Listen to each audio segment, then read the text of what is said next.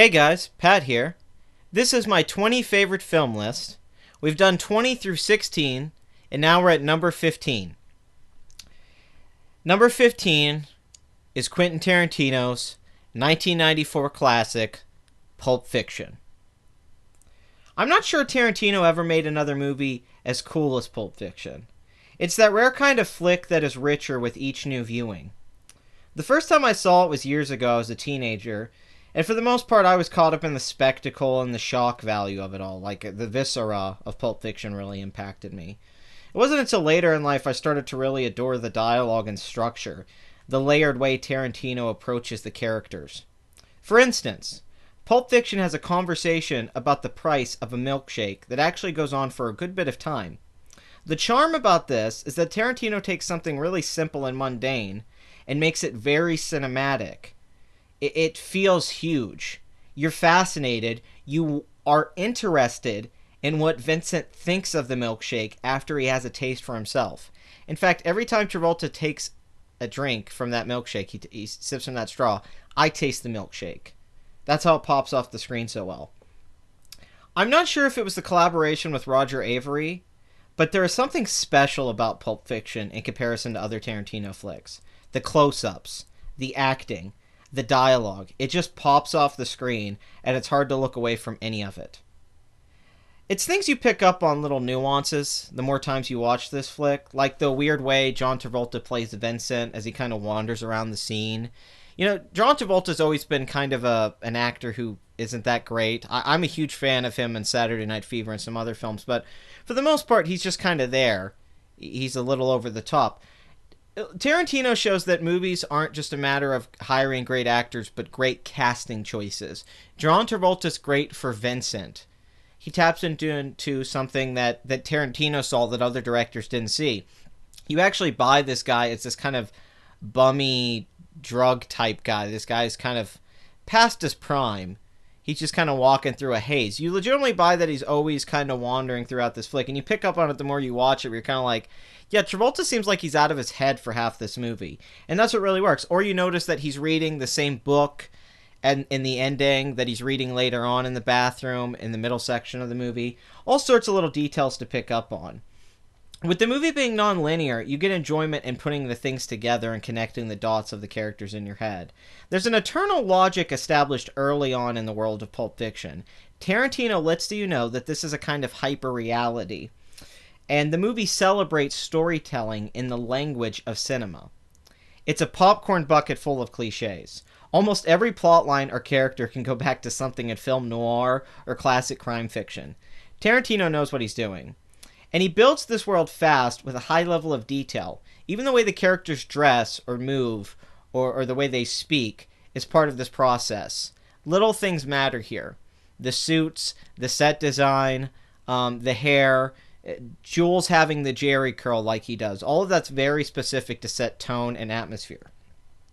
What makes the movie feel fresh, though, with all these cliches, because Tarantino's going back to... I mean, Pulp Fiction's a perfect title, really, because of what it is. But what makes the movie feel fresh is the structure and the way that he elevates things. See, the trick of the movie is taking the characters out of very tense situations. He puts them in extremely tense situations that are fairly realistic, and then he elevates it by putting them in more intense situations to where it becomes borderline surreal, like crazy.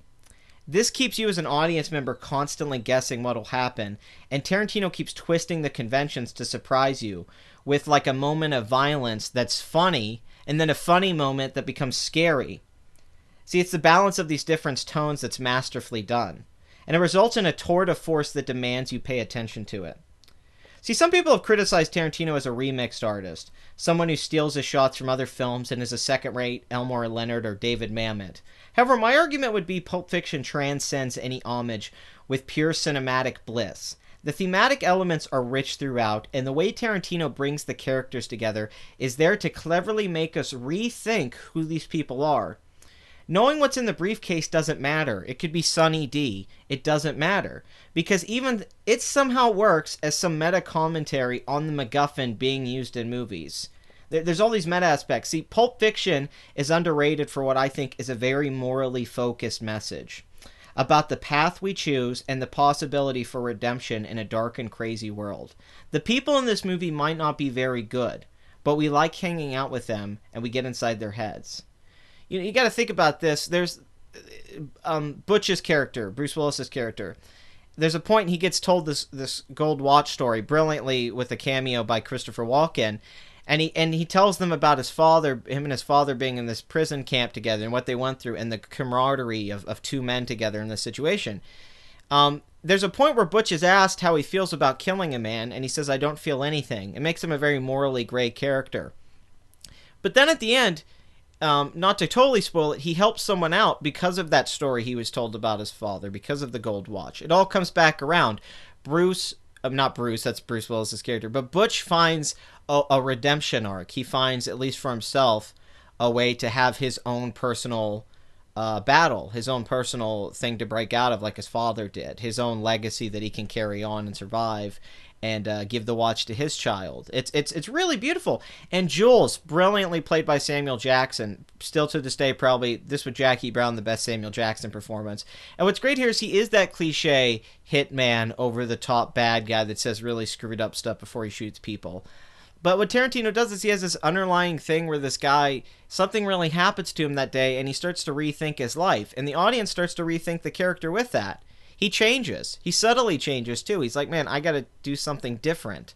He thinks about the stuff he says because of how things play out in this weird world of Pulp Fiction. Is there a God in this universe? I don't know. That's what's so cool about this movie. Everything's up to interpretation, but it's not a preachy movie with some heavy thematic message or an introspective character piece. It's all about being entertaining. It's fun. But the philosophical stuff that comes up is only done because Tarantino makes you think about time and how you perceive time and how you perceive situations when you see them in a different order. It's not just some gimmick. It actually really makes the movie better because every scenario reinforces some point that was set up or some beat with the characters in a previous sequence. See, following the breakout work of the Coen brothers and filmmakers like Paul Thomas Anderson or Richard Linklater coming out of the 90s, Steven Soderbergh, Pulp Fiction is one of the best flicks of its decade, and continued a trend started by Martin Scorsese with Goodfellas. The more relaxed and comedic take, an almost documentary approach on the fascinating but scary life of crime. It influenced almost every young director who saw it, and the movie is a great example of amazing craftsmanship feeling natural and easy. This movie takes the postmodern approach and plays everything so straight that it ends up feeling more realistic than it actually is. Pulp Fiction makes us question how we see time and fate. Irony. It's clever without feeling pretentious. I mean, don't get me wrong, I actually like all of Tarantino's flicks for different reasons, and I've seen them all several times. But none of them have the confidence and energy of this.